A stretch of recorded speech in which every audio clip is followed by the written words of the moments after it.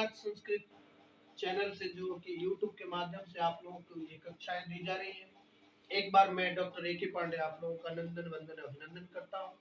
जैसा कि आप सीबीएसई और बिहार बोर्ड की एक कक्षा संधि चैप्टर अभी जो हम लोग पढ़ रहे हैं, ये संधि आपको क्लास 5 से लेकर के और क्लास 12 तक, यानी 12 क्या आजीवन आपको यह क्लास जो है ये आपके काम आने वाली है।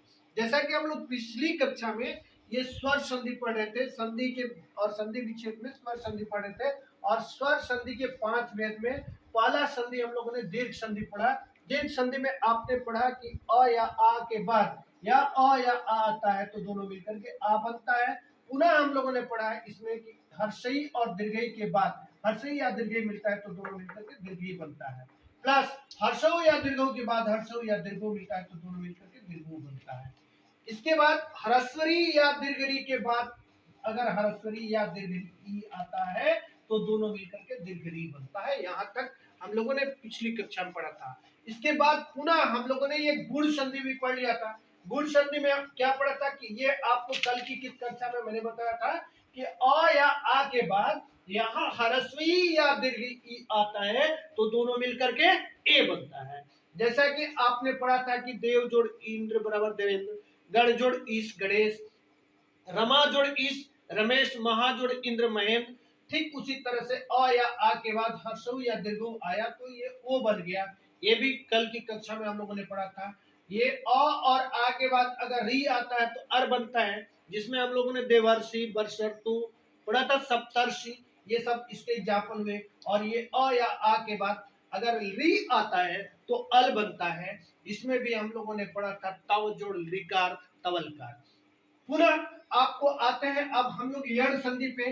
यण संधि का यह रूल कहता है कि इको यणची, ये इको यणची जो शब्द आया है आप माहेश्वर सूत्र जब पढ़ोगे तो उसमें यह शब्द आता है।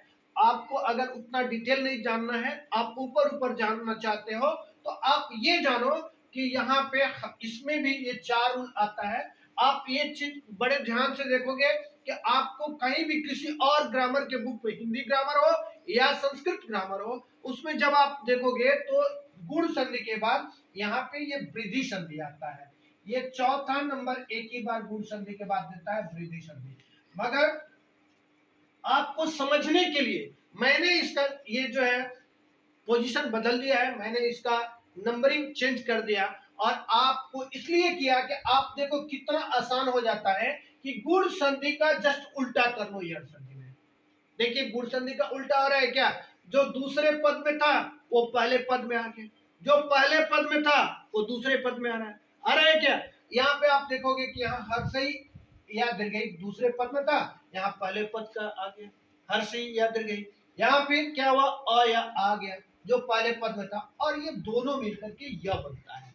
एक चीज मैं आपको बताऊं कि यहाँ पे ये यही रूल, यहाँ जो ये हम लोग यहाँ पे हमने दिया, ये हर्षई या दीर्घई के बाद अ या आ आए तो या बनता है। और दूसरी बात आप याद रखेंगे कि ऐसे भी हम लोग जब प्रोनाउंसिएशन करते हैं तो य बोलते हैं य, तो य बोलने में क्या होता है य, प्रोनाउंसिएशन करते हैं तो क्या होता है य, यानी ई और अ मिलाते हैं तो क्या बनता है य बनता है। क्लियर, ई और अ मिलाए तो क्या बना य, और ठीक उसी तरह से ई और आ मिलाएंगे तो या हो जाएगा। इसके बाद आप यहाँ पे ध्यान रखोगे, यहाँ जो स्वर लगेगा यहाँ पे वही मात्रा बनती जाएगी। य में अ लगाए तो या बन गया, य में आ लगाएंगे तो या बना, य में ई में ई यहाँ पे लगा देंगे तो ऐसे ई बन जाएगा, यहाँ दीर्घी लगाएंगे तब भी ई बन जाएगा। मतलब ये दोनों ई का मकसद यही होता है। अगर ऐसे हम ई लिखे तब भी मतलब वही हुआ जो ये का मतलब हुआ। दोनों को यही तो पढ़ेंगे, इसको भी क्या पढ़ेंगे ई पढ़ेंगे, इसको भी ई पढ़ेंगे। अगर यहाँ पे दीर्घ ई होता है तो हम ये य में ऐसे दीर्घ ई लगा देंगे। अगर यहाँ पे यू होता है हर्षई या दीर्घ के बाद यहाँ पे उ आता है तो यहाँ पे यू हो जाएगा। यानी यहाँ जो आपको स्वर लगेगा य में वही मात्रा लग जाएगी। कंफर्म। यानी अब आप देखो यहाँ पे यदि जोड़ अपी हमने किया तो यदि में से क्या निकला, यदि में से ई निकल गया, अपी में से क्या निकला अ निकल गया, और दोनों मिलकर के यहाँ पे य अब ये क्या हो गया, या को ज्यों का त्यों लिखा, द में से ई निकल गया तो द कैसा हो गया, ये द आधा हो गया, द कैसा हो गया आधा, या ज, और फिर यहाँ पे य हो गया, और बाकी ये पी जो बचा हुआ है ये दोनों मिलकर के यद्यपि, यानी इसमें इसको ऐसे लिखो या ऐसे लिखो, दोनों का मतलब एक ही होता है। यद्यपि में यानी ये जो आप शब्द ये वर्ण जो लिखा हुआ है इसका मतलब क्या है कि द और यह संयुक्त है, यानी द आधा है और यह पूरा है। जैसा कि आपको पहले भी मैंने बताया है कि जो नीचे लटका हुआ वर्ण रहता है वो पूरा, और जो ऊपर लटका हुआ रहता है वो आधा, यानी द जो है वो क्या है ऊपर है और यह उसमें नीचे लटका हुआ है, यानी द आधा और यह पूरा है। ठीक यही चीज विद्या में होता है, विद्यार्थी में होता है, विद्यालय में होता है। जैसा कि पिछले ये में हम लोगों ने पढ़ा था, विद्यालय विद्यार्थी में क्या पढ़ा था, द और यह उसमें कंबाइन रहता है। फिर आप देखोगे इति में हमने लिया, इति में ई और आदि में आ हो गया। अब ये क्या बन गया, इति में से ई जब निकल गया तो त कैसा हो गया आधा हो गया, इसलिए यहाँ पे इत्यादि हो गया। क्लियर। आगे यहाँ पे देखोगे प्रति, अभी आपको हमने बताया यहाँ से कि यहाँ पे जो स्वर रहेगा यह में वही मात्रा लग जाएगा। आप देखो यहाँ पे प्रति जुड़ एकम हमने यहाँ पे किया, प्रति जुड़ एकम, तो प्रति में प्र का जेव का त्यों हो गया, त में से ई निकल गया तो त कैसा हो गया आधा हो गया, और ई और ए मिला दिए तो क्या बन गया ये बन गया, और प्रति एकम हो गया। क्लियर, समझ में आ गई। यहाँ पे याद रखना है कि ई में जो भी हम स्वर लगाएंगे वही मात्रा यहाँ पे लग जाएगा। कोई डाउट। आगे बढ़ते हैं। दूसरा इसका ये ई के बाद यहाँ पे बी आता है। बी रूल करता है, आपको अभी हमने बताया कि गुण संधि का जस्ट इसको उल्टा कर लेना है। गुण संधि का दूसरा रूल देखो क्या कर रहा है कि अ या आ के बाद हर्षऊ या दीर्घऊ रहे तो ओ बनता है। अब इसको हमने उल्टा कर दिया। क्या उल्टा किया भाई कि हर्षऊ या दीर्घऊ के बाद अ या आ रहता है तो वा या वा बनता है। अब यहाँ पे देखो क्या किया हमने, अनु, अनु में क्या हुआ ऊ आया, यहाँ पे अय लिया, अय इसका पहला वर्ड अ आ गया, और अनु का उ और अ दोनों मिला दिए तो रूल क्या कर रहा है तुम्हारा वा बनता है, वा बनता है। तो अब यहाँ अ और न में से उ निकल गया तो न आधा हो गया, वा हो गया और क्लियर। दूसरा आप देखोगे सु, सु में से अंतिम वर्ण निकला तो क्या हो गया उ निकल गया और इधर से आ निकल गया, उ और आ मिलाते हो तो क्या बनता है वा बनता है। अब यहाँ पे सु में से उ निकल गया तो सा कैसा हो गया आधा हो गया, और फिर ये क्या हो गया स्वा। बाकी गतम को जो करते हो आपको बताया है मैंने कि इधर से हमको कोई मतलब नहीं है, इधर कितना भी बड़ा वर्ड है उसको जो करते हो लिखना है, इधर कितना भी बड़ा है उसको जो करते हो लिखना है। हमको सिर्फ मतलब है इसका अंतिम और इसका शुरू, बस इतना ही से मतलब है। आगे आप पढ़ो देखोगे गुरु प्लस आदेश, गुरु का अंतिम वर्ण क्या मिला उ, यहाँ पे आदेश का शुरू वर्ण क्या मिला आ, हो गया क्या वा। अब यहाँ पे र कैसा बच गया आधा, आधा र जो है आप पढ़े थे पिछले ये में कि आधा र जो है वो रेफ में चला जाता है, जिसमें गुण संधि में जब और हम लोग पढ़े थे वर्षा जोड़ ऋतु बराबर वर्षर्तु, शीत जोड़ ऋतु बराबर शीतर्तु, यानी र आधा र जो था वो किसमें चला जाता है रेफ में, रेफ पे चला जाता है। तो यहाँ पे क्या हो गया गुरु, तो यहाँ पे गु हो गया और उ और आ मिल गया तो वा हो गया, और ये र आधा जो बचा वो रेप पे चला गया, इसलिए गुरुवा देश हो गया। कोई डाउट। पुनः आप देखोगे यहाँ पे बधु, यही आप वहां पे करे तो बधु प्लस आ गया, तो बधु में हमने क्या निकाला यहाँ अंतिम वर्ण, बधु का अंतिम वर्ण निकला क्या दीर्घ उ, यहाँ से आज्ञा में क्या निकला आ, तो उ और आ मिला दिए तो क्या बन गया वा। अब हम ये व को जो का त्यों लिख दिए, बधु में से उ निकल गया तो था कैसा बच गया आधा।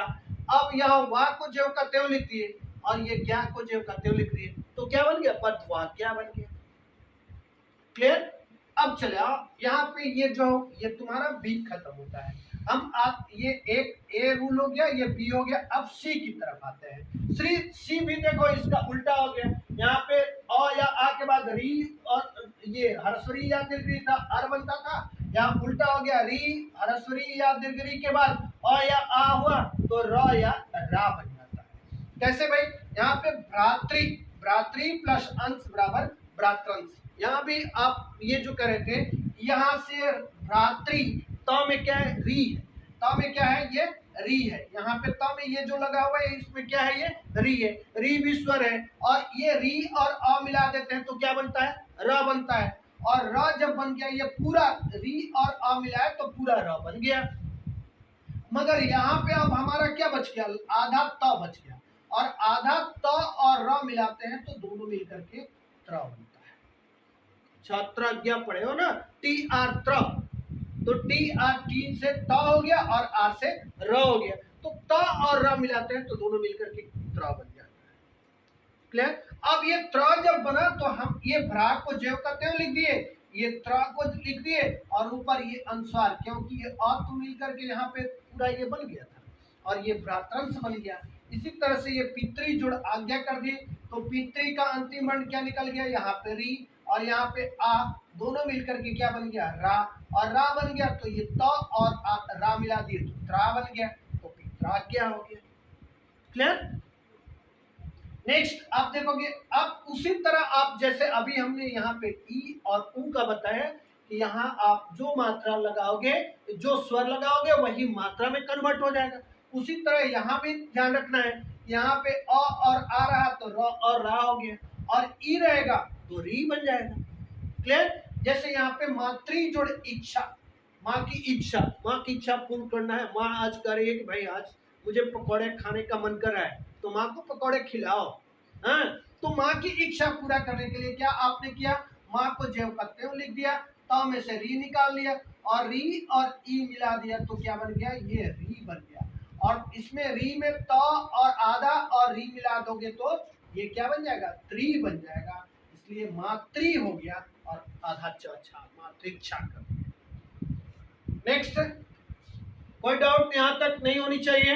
अब आगे बढ़ते हैं ये डी की तरफ। डी आपको बहुत कम है, जैसे कि आपने यहाँ पे देखा था, हम लोग इसमें एक ही एग्जाम्पल पढ़े थे, तव जोड़ रिकार। इसका कोई खास, ये हिंदी में तो नहीं आता है, संस्कृत में एक आध जगह कहीं इसका प्रयोग है। तो यहाँ पे आप देखोगे री प्लस अ या आ बराबर ल या ला बन जाता है। कैसे, इसका एग्जाम्पल हमने यहाँ पे लिया, ये यहाँ पे आपको री प्लस आकार बराबर बन गया ये लकार, री प्लस आकार बराबर लकार, क्योंकि री और अ मिलकर के ल बन गया तो ये लकार हो गया। लट लकार, लोट लकार, लिट लकार पढ़े हो ना भाई।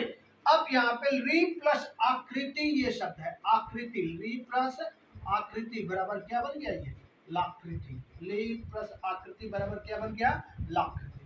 अब चले आओ वृद्धि संधि में, वृद्धि रेची।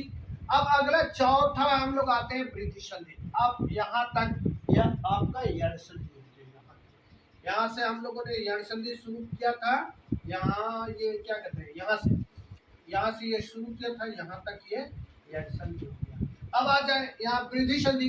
वृद्धि संधि क्या कहता है, वृद्धि संधि कहता है कि अ या आगे, वृद्धि मतलब बढ़ जाना, एक मात्रा बढ़ता है किसमें, ए और ए, ओ और औ, दो ही तो बढ़ने वाले हैं, इसलिए इसमें मात्र दो ही रूल होता है कि अ या आ के बाद ए या ए हो तो दोनों मिलकर के ए बन जाता है। दूसरी, अ या आ के बाद ओ या अ हो तो दोनों मिलकर के अ बन जाता है, मात्र इसमें दो ही रूल याद रखना है। जैसे आप देखो यहाँ अ, वही बात, यहाँ जल जुड़ ओघा, जल का मतलब यहाँ पे जल में अ निकला और ओ निकला और दोनों मिलकर के अ बन गया, यानी जलौघ बन गया। यहाँ फिर देखो विद्या जोड़ ओजा, विद्या का अंतिम वर्ण आ, ओ, दोनों मिलकर के अ बन गया, विद्योजा हो गया। फिर आप यहाँ पे देखो वन जोड़ औषधि, यानी वन का अ और औ दोनों मिलकर के वनौषधि बन गया। फिर यहाँ पे देखो महा प्लस औषध बराबर महौषध हो गया, यानी आ और औ मिलकर के भी औ बना। हाँ, महौषधि भी हो सकता है, महौषध भी हो सकता है। औषध मतलब भी दवा होता है। आप देखोगे जब कहीं कहीं दुकान में ये दवा के दुकान पे लिखा रहता है औषधालय, औषधालय, औषधालय मतलब क्या, मतलब दवा खाना नहीं, तो दवा की दुकान, तो औषध मतलब क्या होता है, दवा होता है। इसलिए औषध से औषध प्लस आलय बराबर औषधालय हो गया। अब यहाँ पे देखो ये दूसरा रूल कहता है कि ये पहला रूल यहाँ कहता है कि अ और आ के बाद ए और ए बना तो ए बन गया। ऐसे भाई एक जोड़ एक बराबर एकाएक हो गया, सदा जोड़ एवा बराबर सदैव हो गया, मत जोड़ ऐक्यम मतैक्यम हो गया, महा जोड़ ऐश्वर्यम महेश्वर्यम हो गया। तो इस तरह से आपका वृद्धि संधि समाप्त होता है। और अब हम लोगों का अयादि संधि एक बच जाता है। अगली कक्षा में हम लोग अयादि संधि पढ़ेंगे। आज की कक्षा यहीं पे समाप्त करता हूँ। तब तक के लिए धन्यवाद। आपका दिन मंगलमय हो। आपको अगर ये हमारी कक्षा अच्छी लगती है, मैं पुनः एक बार आपसे फिर निवेदन करना चाहूँगा कि आप हमारी कक्षा को अगर अच्छा लगे तो आप अधिक से अधिक शेयर करें, सब्सक्राइब करें और आप अपना जरूर कमेंट लिखें कि आपको कैसा लगा। धन्यवाद। आपका दिन